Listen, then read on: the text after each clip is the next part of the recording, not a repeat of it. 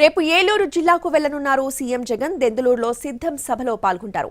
ఇప్పటికే ఏర్పాట్లన్నీ పూర్తయ్యాయి. భారీ సభా వేదిక నిర్మాణం, పదుల సంఖ్యలో గ్యాలరీల ఏర్పాటు, పార్టీ శ్రేణులందరి దగ్గరకొచ్చి అభివాదం చేసేందుకు భారీ వాక్వేను ఏర్పాటు చేశారు. లక్షలాది మందితో నిర్వహిస్తున్న బహిరంగ సభ కావడంతో జాతీయ రహదారిపైన ఎలాంటి ఇబ్బందులు లేకుండా ముందస్తుగా అన్ని ఏర్పాట్లు చేశారు పోలీసులు.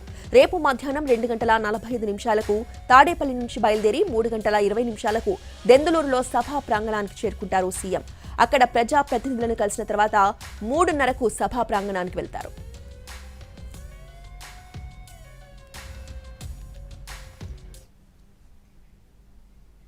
సిద్ధం సభ కోసం రాష్ట్ర వ్యాప్తంగా ఉన్న వైసీపీ కాడర్ అంతా రెడీ అయిందన్నారు ఎంపీ మిథున్ రెడ్డి.